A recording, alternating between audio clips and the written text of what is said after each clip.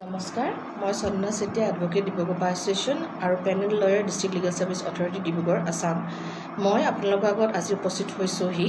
NALSA legal services to senior citizen scheme 2016 ওপৰত সমূহ আলোচনা কৰিবলৈ কাৰণে আমি সকলোৱে জানো যে ছিনিয়ৰ চিটিজেন হৈছে আমাৰ সমাজৰ এটা অংগ আৰু এই ছিনিয়ৰ চিটিজেনসকলে সময়ত বিভিন্ন ধৰণৰ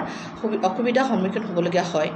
এই অসুবিধাসমূহ কেনেকৈ আঁতৰাব পাৰি আৰু তেওঁলোকৰ ৰাইটছবোৰ কেনেকৈ প্ৰটেক্ট কৰিব পাৰি আৰু তেওঁলোকক কি ৰিলিফ দিব পাৰি সেইটো বিষয় লৈ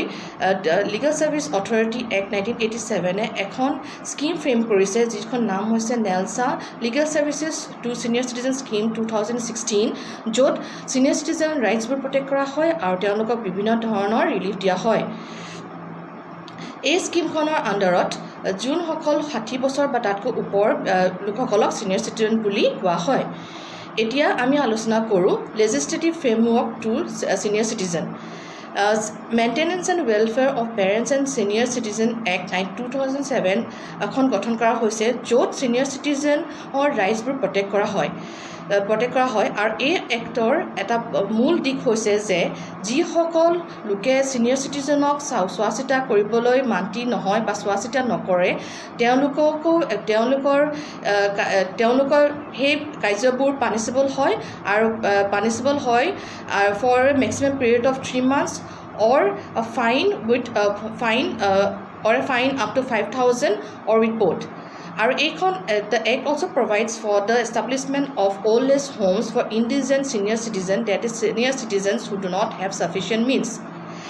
Section 125 to 128 of Code of Criminal Procedure 1973 enable the father or mother who is unable to maintain himself or herself to claim maintenance from her major son, daughter if they neglect or refuse to maintain the parents. This is a secular law and applies across all religion. Similarly, the mother may file petition against her son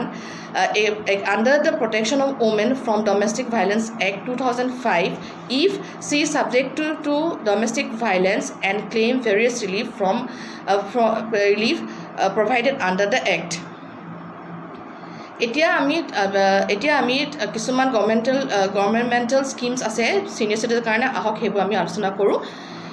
Integrated program for older person under which financial assistance up to 90% of project costs is provided to NGOs for establishing and maintaining old age home, daycare centers, mobile Medicare units and provide non-institution service to older person. এতিয়া financial assistant দিয়া হয় NGO সকলক যাতে তেওঁলোকে old age home day care centre গঠন কৰিব পাৰে আৰু মেইনটেইন কৰিব পাৰে য'ত ছিনিয়ৰ চিটিজেনে যাৰ ছাফিচিয়েণ্ট মিনছ নাই তাত গৈ পিনে তেওঁলোকে থাকিব পাৰে আৰু ছিনিয়ৰ চিটিজেনক ইনকাম টেক্সৰটো ৰিবেট দিয়া হয় আৰু তেওঁলোকক মেডিকেল ইঞ্চুৰেঞ্চতো ডিডাকশ্যন দিয়া হয় আৰু ছিনিয়ৰ চিটিজেনৰ কাৰণে ছেপাৰেট কাউণ্টাৰ খোলা হয় য'ত তেওঁলোকে ইনকাম টেক্স ৰিটাৰ্ণ ছাবমিট কৰিব পাৰে আৰু সেনেকৈ পোষ্ট অফিচৰ আণ্ডাৰতো আছে ছিনিয়ৰ চিটিজেন ছেভিংছ স্কিম য'ত ছিনিয়ৰ চিটিজেনে পইচা ডিপ'জিট 5 বছৰৰ কাৰণে পইচা ডিপ'জিট কৰিব পাৰে আৰু তেওঁলোকে তাত 99% একে ইণ্টাৰেষ্ট পায় আৰু যিসকল ব্যক্তি 65 বছৰ ওপৰ হয় তেওঁলোকৰ ৰেটছটো আৰু অলপ বেছি হয় যেনেধৰণে আৰু এখন স্কিম আছে Indira Gandhi national old age pension scheme এখন চেণ্ট্ৰেল এছিষ্টেণ্ট হয় য'ত 200 টকাকৈ পাৰ মান্থ পেঞ্চন দিয়া হয় 60 বছৰ ওপৰৰ ছিনিয়ৰ চিটিজেনক আৰু 500কৈ দিয়া হয় প্ৰতি মাহে 80 বছৰ ছিনিয়ৰ চিটিজেনক আৰু তেওঁলোকে ছিনিয়ৰ চিটিজেনে ডমেষ্টিক ফ্লাইটতো ডিডাকশ্যন পায় ডিছকাউণ্ট পায় আৰু ছিনিয়ৰ চিটিজেনে ট্ৰেইনতো কনচেশ্যন পায় আৰু তেওঁলোকৰ কাৰণে ছিনিয়ৰ চিটিজেনৰ কাৰণে ছেপাৰেট কাউণ্টাৰ্ছ আছে যদি তেওঁলোকে টিকেট কেঞ্চেল কৰিব যায় আৰু হুইল চেয়াৰ প্ৰভাইড কৰে য'ত খোজকাঢ়িব নোৱাৰে প্ৰত্যেকখন ট্ৰেইনৰ জাংচনত ডিষ্ট্ৰিক্ট হেডকোৱাৰ্টাৰ্ছ আৰু আদাৰ ইম্পৰ্টেণ্ট ছেকশ্যন আৰু ছিনিয়ৰ চিটিজেনৰ কাৰণে 2টা ছিট ৰিজাৰ্ভেশ্যনো থাকে বাছত ষ্টেট ৰোড ট্ৰেন্সপৰ্টৰ আণ্ডাৰটেকিংছত য'ত তেওঁলোকৰ তাতো ফেয়াৰ কনচেশ্যনো পোৱা থাকে আৰু হস্পিটেলতো ছিনিয়ৰ চিটিজেনৰ কাৰণে ডিফাৰেণ্ট কিউ থাকে বা লাইন থাকে য'ত তেওঁলোকে ৰেজিষ্ট্ৰেশ্যন কৰিব পাৰে আৰু তেওঁলোকে কনচেশ্যনো পায় ট্ৰিটমেণ্ট যেনে ট্ৰিটমেণ্ট হয় কিডনি ট্ৰিটমেণ্টত তেওঁলোকে কনচেশ্যন পায় কাৰ্ডিয়েক প্ৰব্লেমত পায় ডায়েবেটিছ আৰু আই প্ৰব্লেমত তেওঁলোকে কনচেশ্যন পায় আৰু তেওঁলোকৰ আৰু এখন আছে স্কিম আছে এণ্টিডন্থিয়া স্কিম য'ত পভাৰ্টিৰ লাইনৰ মানুহৰ ছিনিয়ৰ চিটিজেন থাকে তেওঁলোকে 35 কেজিকৈ মাহেকে চাউল পায় আৰু এখন আছে স্কিম আছে অন্নপূৰ্ণা স্কিম য'ত তেওঁলোকে 10 কেজিকৈ চাউল দাইল এনেকৈ বস্তু পায় প্ৰত্যেক মাহে য'ত ছিনিয়ৰ চিটিজেন থাকে যোনখন ঘৰত ছিনিয়ৰ চিটিজেন থাকে আৰু তেওঁলোকে ৰেচন কাৰ্ডো পায় ছিনিয়ৰ চিটিজেনে যাৰ বয়স 60 years above হয় তেওঁলোকেও ৰেচন কাৰ্ডৰ সুবিধা লাভ কৰিব পাৰে আৰু টেলিফোন লাইনতো তেওঁলোকে টেলিফোন লাইনো কানেকশ্যনৰ কাৰণেও তেওঁলোকে এপ্লাই কৰিব পাৰে আৰু তেওঁলোক ছিনিয়ৰ চিটিজেনক VIP কেটেগৰীত কানেকশ্যনৰ প্ৰদানত তেওঁলোকক ৰখা হয় আৰু এতিয়া আমি আলোচনা কৰিম এই legal services to senior citizen স্কিমৰ কি মূল বিষয় হয় বা what is the objective of this scheme to outline the basic rights and benefits that should be accorded to the senior citizen,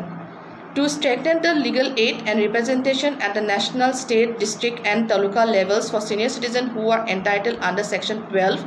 of the Legal Services Authority Act 1972 in availing the benefits of the various legal provisions which exist, to ensure access to various governmental schemes and programs to the senior citizens, to ensure that the authorities and institutions such as the tribunals and the appellate tribunals under the Maintenance and Welfare of the Parents and Senior Citizen Act 2007 old age homes for senior citizens have been established, to create and spread awareness about the rights and entitlements of the senior citizens under the various law and governmental schemes and programs through District Legal Service Authority, Taluka Legal Services Committee, panel lawyers, paralegal volunteers, students and legal service clinics. To enhance capacities at all levels of the panel lawyers, paralegal volunteers in legal services clinics, government officers tasked with the implementation of various schemes, service providers, police personnel, non-governmental organizations by organizing training, orientation and sanitization programs and to undertake research and documentation to study the various schemes, laws, etc. to find out the gaps, the needs and to make suggestions to the appropriate authorities. এতিয়া আমি আলোচনা কৰিম what action প্লেনটো কি হ'ব লাগে যাতে এই অবজেক্টিভটো আমি এচিভ কৰিব পাৰোঁ plan of action establishment of tribunals and appellate tribunals etcetera Section 7 of the Maintenance Welfare of Parents and Senior Citizen Act 2000 provides for setting up one or more tribunals for each subdivision for the purpose of adjudicating and deciding upon the orders of maintenance. Observance of the International Day for Older Person. All legal services institutions shall observe 1st of October every year as International Day for the Older Person and organize awareness programs on that day for creating awareness of the rights and entitlements of senior citizens. এয়া আছিল চমুকৈ NALSA legal services to senior citizens scheme 2016 ওপৰত এটা চমু আলোচনা আশা কৰোঁ এই আলোচনাৰ যোগেদি আপোনালোকে এই স্কিমৰ বিষয়ে জ্ঞাত হ'ল আৰু এই স্কিমৰ আণ্ডাৰত বা এই স্কিমৰ যোগেদি আপোনালোকে আপোনাৰ ৰাইটছবোৰ প্ৰটেক্ট কৰিব পাৰিব আৰু কি বেনিফিটছ আপোনালোকে পায় সেই বিষয়েও আপোনালোকে জানিব পাৰিব আৰু বিভিন্ন ধৰণৰ ৰিলিফ এই স্কিমত যোগেদি আপোনালোকে পাব পাৰিব সেয়েহে যদি ভৱিষ্যত কোনো এজন ছিনিয়ৰ চিটিজেনে তেওঁলোকৰ ৰাইটছবোৰ ভাইলেট হোৱা দেখিছে বা তেওঁলোকে যোনবোৰ বেনিফিটছ পাব লাগে সেইবোৰ পোৱা নাই এই স্কিমৰ থ্ৰুদি সেই বেনিফিটছবোৰ তেওঁলোকে উপভোগ কৰিব পাৰিব বা পাব পাৰিব সেয়ে কৈ আজি এই আলোচনাটো মই ইয়াতে সামৰণি মাৰিছোঁ আৰু আশা কৰোঁ আপোনালোকে এই স্কিমৰ থ্ৰুদি বহুতখিনি উপকৃত হ'ব। তাকে কৈ মোৰ আলোচনা ইয়াতে সামৰিছোঁ। নমস্কাৰ।